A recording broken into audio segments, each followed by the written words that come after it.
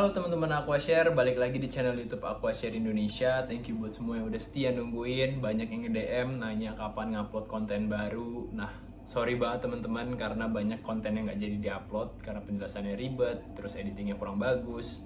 Terus kemarin juga gue harus pulang kampung karena COVID-19, jadi gue ninggalin tank gue cukup lama. Nah, berhubungan dengan itu, gue kali ini mau nempatin janji gue, seperti yang gue bilang di Instagram. Gue mau cerita ke kalian gimana cara menjaga tank kalian tetap kinclong, bersih, bebas dari alga, walaupun kalian udah tinggalin cukup lama. Nah teman-teman, sebelum kita bahas, ini gue mau kasih tahu dulu kondisi awal pertama kali setelah gue pulang. Ikannya tetap sehat, namun beberapa ikan memang terkena vein rot. Seperti kalian lihat, banyak siripnya yang robek. Itu disebabkan oleh jamur yang menempel di sirip ikan. Ikannya tapi nggak stres, nggak sakit, kondisinya bagus. Terus di kacanya juga nggak ada diatom, bisa kalian lihat, nggak ada alga coklat yang menempel. Kacanya bening karena gue udah melakukan langkah-langkah dan persiapan sebelum gue tinggal. Nah, jadi teman-teman, yang pertama kalian perlu perhatikan adalah kondisi lampu. Nah, kenapa lampu? Lampu itu gue matiin. Selama gue tinggal itu gue matiin. Loh, gelap dong bang? Iya gelap. Tapi gue mengandalkan lampu yang ada di atas gue ini, lampu ruangan. Nah, kenapa? Karena kalau kalian nyalain lampu akuarium itu secara terus menerus, apalagi nggak ada timernya, kasih timer aja itu alga tetap muncul, apalagi nggak kalian kasih timer.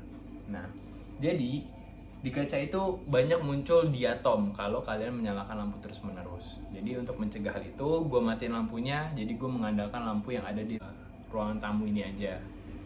Yang kedua adalah parameter air. Nah, parameter ini sangat-sangat penting guys, karena sebelum kalian tinggalkan, kalian harus ngecek dulu pH, TDS airnya. Usahakan pH dan TDS air itu sesuai dengan standar. Gimana sih cara ngecek pH? Ada alat-alatnya, kalian bisa cari di Tokopedia, kalian bisa cari di S1ware. Terus kalau untuk TDS sama, kalian bisa cari juga alatnya di Tokopedia. Nah, kalau gue sendiri gue mengandalkan ini aja sih, alat ini untuk ngecek TDS-nya. Nah, tapi ini perlu dikalibrasi lagi dengan cairan kalibrasi. Nah, terus untuk kotoran. Nah, kotoran ikan guys. Kotoran ikan itu berasal dari mana? Dari pelet. Nah, oleh karena itu kalian harus perhatikan pemberian pakannya. Kalau gue menggunakan ini, bentar gue ambil. Nah, ini guys. Ini adalah fish timer, feeding timer. Kalau teman-teman menggunakan alat ini, kalian nggak perlu khawatir lagi ikan kalian itu nggak dapat makanan. Nah, jadi gue menggunakan yang mereknya Resun tipe AF2009D. Nah, menurut gue ini cukup. Ini ukurannya kecil, ada ukurannya besar. Bisa kalian cari di mana? Kalian bisa cari di Tokopedia. Gue nggak endorse, tapi gue mau sharing doang. Alat ini cukup bermanfaat dan membantu sekali.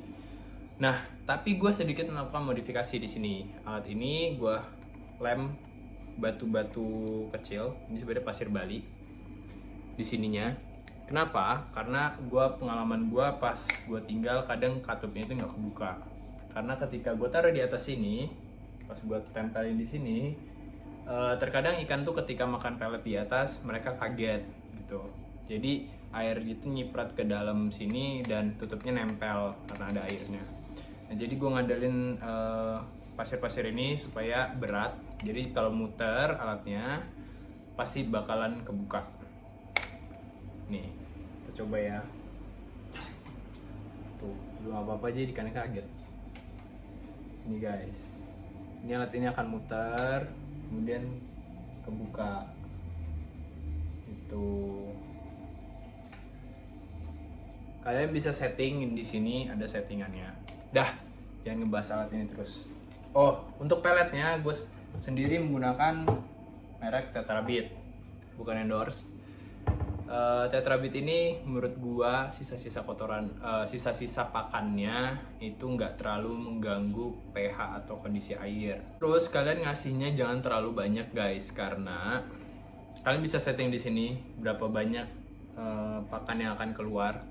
Nah, kalau semakin banyak kalian ngasih pakan itu nanti airnya cepet kotor, parameternya berubah, terus kadar amonianya cepet naik karena sudah ada sisa makanan, ada juga kotoran ikan. Nah, itu sangat-sangat berbahaya karena gue bilang sekali lagi, amonia itu musuh terbesar dari ikan. Nah, jadi gue waktu itu ngasihnya sedikit-sedikit aja, sedikit sehari sehari 2 kali, tapi porsinya sangat-sangat sedikit. Untuk apa? Untuk ganjel doang sih sebenarnya, bukan buat gedein ikan. Nah, terus nanti ikannya kurus gak bang? Enggak, ikannya nggak bakal kurus.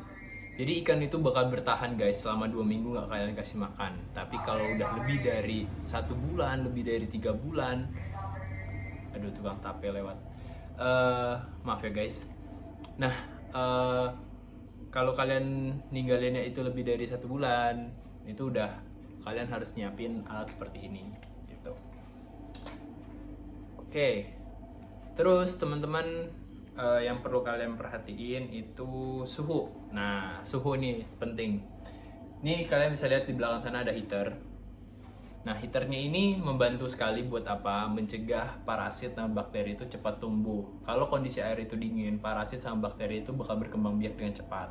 Jadi, gua ngakalinnya dengan masang heater, suhunya tetap sama seperti biasa, 32 derajat Celcius, menggunakan timer supaya heater itu nyala misalnya sehari sekali tapi sebentar gitu, dalam waktu sejam 2 jam. Untuk apa? Ngurangin bakteri yang berkembang atau parasit yang bisa nempel di ikan diskus. Fungsinya apalagi bang? Bisa buat ikan diskusnya juga lebih nyaman, suhu airnya tetap terjaga, seperti itu. Kemudian media filter, ini yang penting guys. Usahakan media filter kalian itu udah sesuai standar. Ada biofilternya, ada dakronnya atau dakron putih, bisa putih, ada karbonnya untuk menyerap zat-zat berbahaya, misalnya ya unsur-unsur kimia yang ada di air itu gue menggunakan karbon. Nanti ngaruh gak bang sama ikan diskusnya? Ntar butuh bintik-bintik hitam dan lain-lain, atau yang disebut pasiran. Nah sebenarnya kalau gue sendiri guys, gue nggak masalah sih kalau muncul cuma sedikit-sedikit. Kalau mau bener-bener perfect itu gue masih banyak yang perlu dirombak, dan gue juga harus beli ikan diskusnya yang memang harganya mahal supaya genetik dari ikan diskusnya itu nggak pasiran kayak gitu. Tapi asal dasarnya memang ikan diskusnya nggak membawa genetik pasiran atau indukan yang nggak yang pasiran banget sampai hitam gitu, sejauh ini sih ikan diskusnya tetap warnanya cerah, nggak terlalu banyak pasiran gitu. Terus filter gue pakai filter apa? Filter gue ini filter eksternal, yang ini guys, tipe Resun, ada di bawah sini. Nah, gue pakai yang ini, itu udah cukup buat gue tinggalin airnya kinclong. Nah kalau media filternya udah kalian rasa itu udah cukup mature, udah cukup bagus, itu kalian nggak usah khawatir lagi. Yang penting ikan kalian dalam kondisi sehat, nggak ada ikan yang sakit. Nah itu udah cukup gitu guys. Nah untuk nanti kalau misalnya udah balik lagi bang, pas udah balik lagi, apa yang harus dilakuin gitu? Misalnya ikannya ada yang terserang fin rot kayak gua ini, kalian bisa lihat di video ini, ikannya itu lagi kena fin rot yang ngegrogotin sirip ikannya sampai habis sedikit-sedikit gitu. Gimana bang caranya supaya balik lagi normal? Nah ini guys, gue kasih tahu cara tips-tipsnya. Kurangin aja airnya, kurangin. Kalau gue waktu itu kurangin cukup banyak, bisa kalian lihat di video ini. Terus gue menggunakan ini guys.